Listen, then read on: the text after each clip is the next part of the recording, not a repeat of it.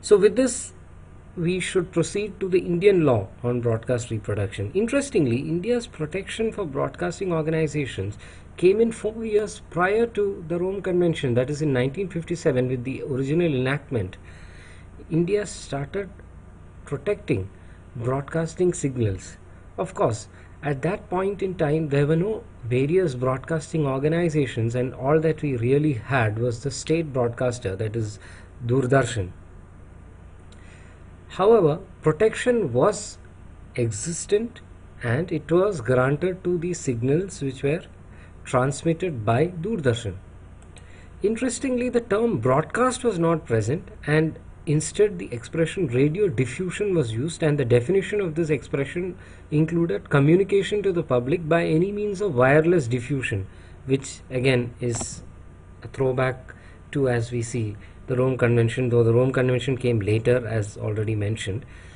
So it is pretty similar to the Rome Convention.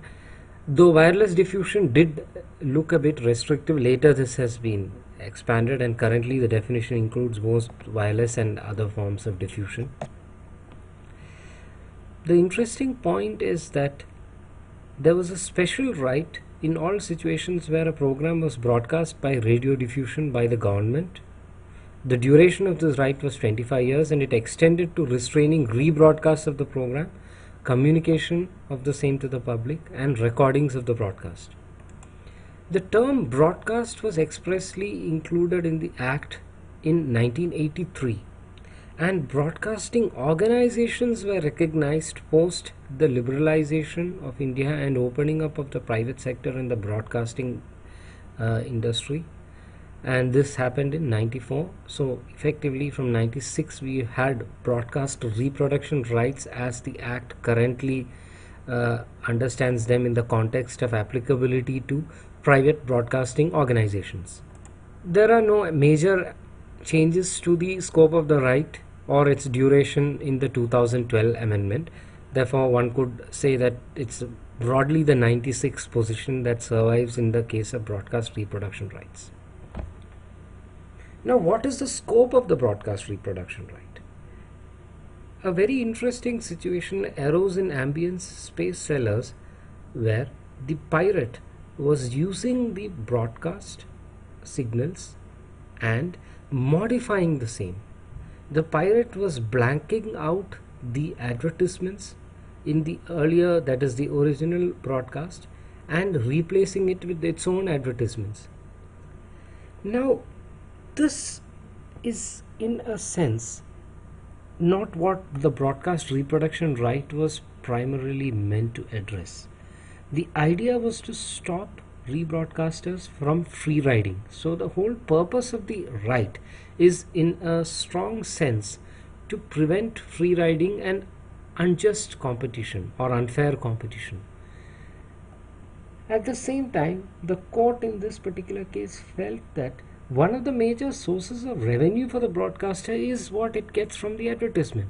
If the advertisements which are part of the broadcast are not protected as they are, and instead a rebroadcaster can just black out these advertisements even if authorized to transmit the broadcasts, that would be a huge drain on the revenue. So in some sense, the court recognizes broadcast reproduction right as a broad revenue right rather than a narrow unfair competition right in the Indian context, as one can surmise from the decision in ambient space sellers. And this is also evident from the more recent decision in Delhi TV versus ICC, because here too one of the major issues was as to the scope of the broadcast reproduction right. The program which is used by ICC, which is owned by ICC, and for which there are official broadcasters, clippings from that program were used to run commercial programs, and the court categorically held that when it comes to reporting of news, it is fine and one could go ahead and use footages from the event. But when it comes to commercial programs which have their own advertising slots, then there is a fundamental problem, because it infringes on the broadcast reproduction right. Again, the philosophy seems here to not entirely worry much with the unfair competition, because here again there is no unfair competition in the strict sense, because the rebroadcaster is not broadcasting the program as it came on ICC's official broadcasters channel. Rather, it is using different footages from the program and coming up with its own program with its own anchor and people in the studio who discuss different aspects of the game and so on and so forth. So it added a lot of value, and in that sense there is no free riding. It is only use of the particular clipping to transform and create a new sort of work. In strict sense, that could even qualify as a transformative work for fair use purposes. Still, the court felt that it violates the broadcast reproduction right because the broadcast is used, or at least parts of the broadcast are used. One will have to see how this plays out in the future, and whether the fair use exception applies only in a non-commercial setting, or whether it is possible still to envisage the use of the existing broadcast in a commercial setting, as long as there is a transformative use. And a transformative commercial use, whether it would be coming within the purview of fair use or not, is something on which the law is still unclear, and Delhi TV cannot be considered a conclusive judgment on that point. It is also worth mentioning at this juncture that a lot of broadcast reproduction right enforcement today is through usage of John Doe orders. So at the time that a particular event of public interest, such as for instance the FIFA World Cup that happened this year, if there is a strong likelihood of widespread piracy during such events, the court is open to granting John Doe orders, appointing advocate commissioners who can go and search and seize equipment that are used by pirates to capture signals and thereby prevent piracy from occurring. So this is the normal method by which broadcast reproduction rights are being enforced currently.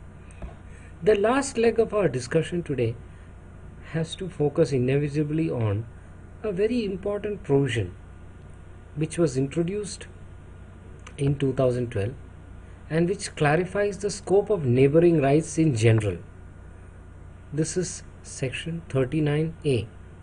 There are two important provisos here, and the scope of this shall be touched upon briefly. The first proviso here says that when the copyright or performer's rights subsist in respect of any work or performance that has been broadcast, no license to reproduce the broadcast shall be given without the consent of the owner of the right or performer. The second proviso says that the broadcast reproduction right or the performer's right shall not subsist in any broadcast or performance if it were to be an infringement of the copyright in any work.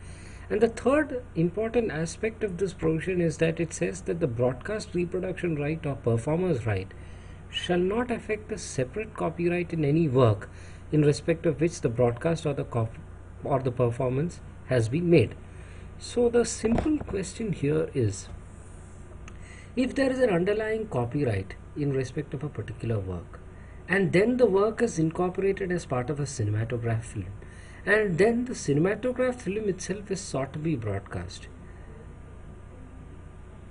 how does the allocation of royalties and how does the transfer of rights have to take place effectively? Because the provision, as we see, says that there is a separate copyright in respect of the work and there is also a separate broadcast reproduction right or performer's right. So what happens to the separate copyright and how can that be enforced?